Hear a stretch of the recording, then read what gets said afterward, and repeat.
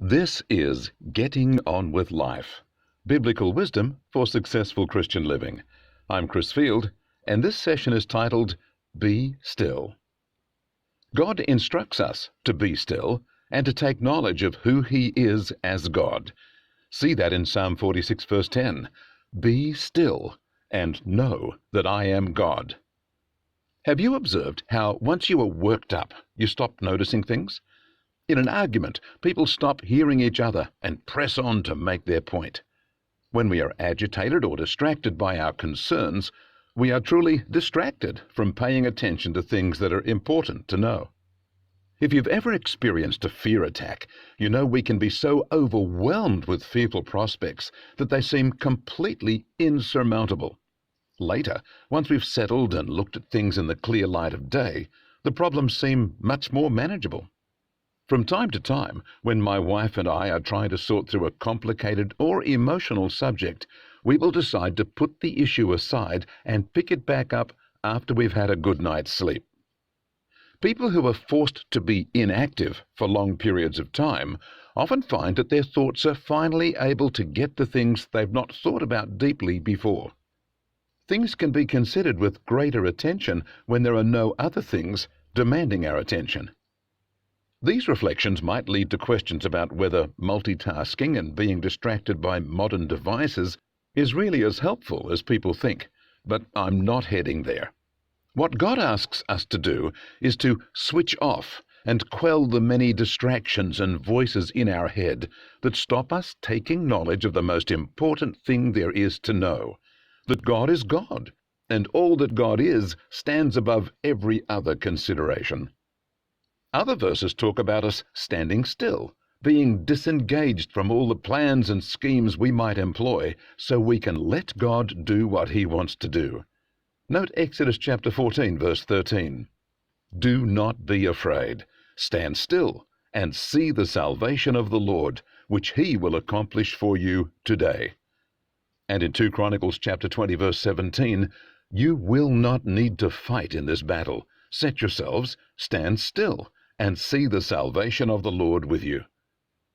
We are also told that we have spiritual weapons which have the power to take thoughts captive. It's important to arrest thoughts that would otherwise distract us. See that in 2 Corinthians chapter 10, verses 4 and 5. The weapons of our warfare are not human, but mighty through God to the pulling down of strongholds, casting down imaginations, and every high thing that exalts itself against the knowledge of God, and bringing every thought captive to the obedience of Christ.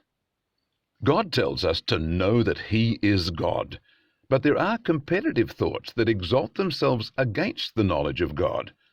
Part of us capturing the revelation of who God is and the significance of God being God is that we still our thoughts and agitations, taking time to give attention to God and what God is doing in and through us. If your world is so maddeningly busy that you can't stop and give time for God, then you are in an unhappy place. God instructs you to be still, specifically so you can know that I am God.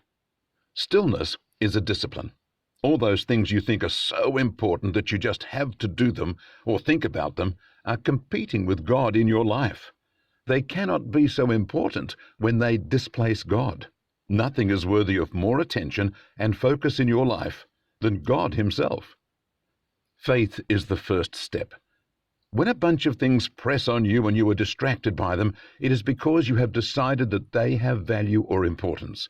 You allow them to capture your thoughts and emotions and dictate your actions because you think there is either something to lose if you don't or gain if you do. That means you have allowed those things to replace God in your life, since He is the most wonderful source of good things and most wonderful protection against bad things. You have allowed those things, such as your need for approval, your need for security, your desire for personal gain, elevation of your relationships or comforts, or the like, to be more important than letting God be God in your life. It is time to realize that God is real, and His will and His blessings are more important in your life than the things that distract you. That's faith in action.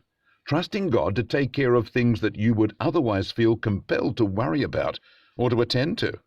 However you come at it, remember that God has spoken with the effect of a command in your life, that you become still and come to full recognition of the amazing reality that God is God.